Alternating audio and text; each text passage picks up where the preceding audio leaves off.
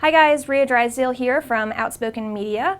I am here with Whiteboard Plus and really excited to be joining you again. So I'm actually attending the MozCon event right now. Hopefully I had a chance to meet many of you and you were able to get a lot out of it. And if you didn't, if you weren't able to make the event, check out those videos, they're amazing. So I'm here today to talk a little bit about the consultant-vendor relationship, and I know you're going to say, hey, didn't you just do that? And I did, but we had an interesting situation that came about as a result of that video. We actually landed a client who was a fantastic client. I really believed in his product, still do, think he's a great guy, the organization's fantastic, and he saw the Whiteboard Friday and said, man, I really want to work with you. We said, great, everything was like love and puppies, and we decided to get started with him. Within a couple of weeks, we quickly realized that the relationship was not going the direction that we wanted it to, and it was kind of an epic fail moment. The thing about fails is they can teach you a lot, and you should never have a mistake in which things kind of unravel and you just go, oh man, that sucked, now what? You should always stop and reevaluate the situation and say what went wrong and how do we fix it. And what we found is that because we were trying so hard to have that consultant relationship, we really didn't do everything that we needed to in the very beginning to establish the level of trust and get all the information and our facts and get all of our expectations in alignment. And so a number of you during my video before said, how do you actually establish that consultant relationship? And since we've had this mistake, which we were very thankful for because it taught us a lot, and hopefully there were no hard feelings on his part, we actually did a full refund and said, you know what, we made mistakes and I'm sorry. And you were one of the first people that we took on as a pure consultant type of relationship. So that taught us a lot. We know what we're doing now, and let's move forward. So I want to share those experiences with you. So the first thing we said is moving forward, all of our clients, if they're coming in with the expectation that we're going to be a consultant, we have to start with a survey. I was talking to someone else that works in-house at a really large company, and when he was evaluating proposals, he told me that something that Vanessa Fox over at 9 by Blue does is has this great questionnaire in which she says, hey, I need to know all these things about your site before I can possibly begin to quote you. And he said while it was very cumbersome, it was also great because he knew that she had all of her facts and was really caring about his business. And I really like that philosophy where if you're going to be a consultant, you have to have all the information. So as a client, be prepared to work before you're going to take on a consultant. Recognize that you have to give them all the information, all the facts, your history. So what are we going to need during the client survey? I think the most important thing is your data. And the client that we worked with did give us his data, and he'd spent a long time accumulating this data and being successful in what he was doing. So we saw that data, but now the question is what's something new that we can bring to it? And we'll get to that later. But you want to really acknowledge that they've put a lot of time and effort, and on the client side, you've put the client side, you've put a lot of time and effort into building your business. So you're going to have a lot more information than a consultant will. So we need your data. We also need the history of the company. The history of the site, any changes that are getting made, anything that's going to be coming up. We need to know what your resources look like. We need to know the level of knowledge that you have. And this is really key, and it's a hard thing to ask sometimes, which is, within SEO, there are so many different ways of doing SEO. We've got the whole black to white spectrum. So it's a question of what does the client know? And it's very important that you tell your consultant, because the last thing that you want is for the consultant to be telling you something that you already know about, or that you have a certain take on and they have a completely different philosophy behind it. Which also speaks to language that's being used. Sometimes we have expectations of something and we have a certain language or way that we're framing it, and it's really important that we have that language, we understand how your operation and your organization works and can speak to that, and vice versa. So the client survey is really mostly on the client. So this is our little client guy here. So this is all taking place with the client and it's all on them.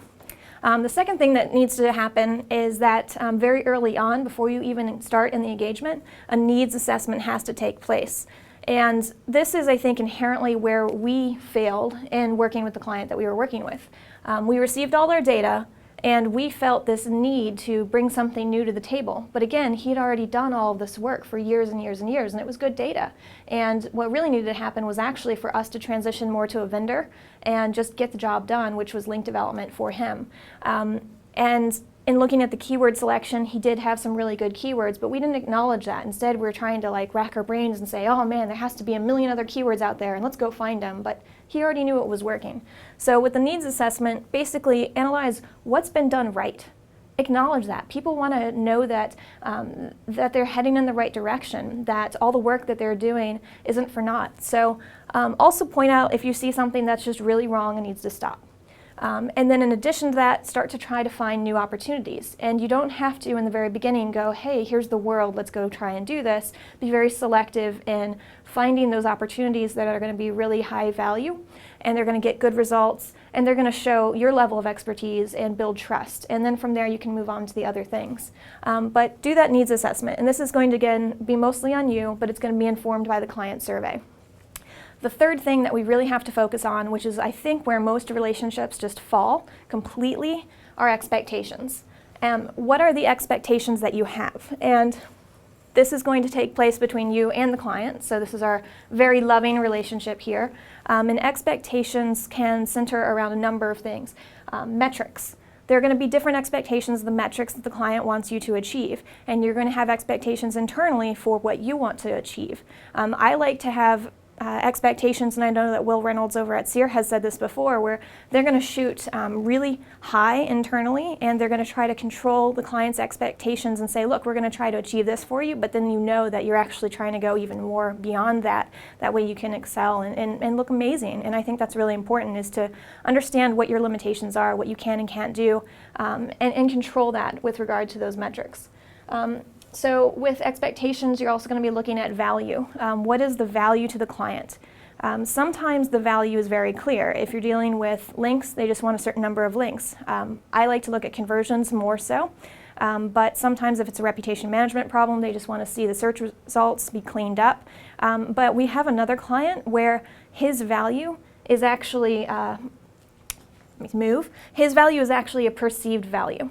And what I mean by that is, even though he came to us for search engine marketing, this client really just wants us to answer his emails anytime he sends them. If he calls us, if he emails us, he loves that we're available to him. So for him, that's perceived value that's irreplaceable, because we're available to him at all times.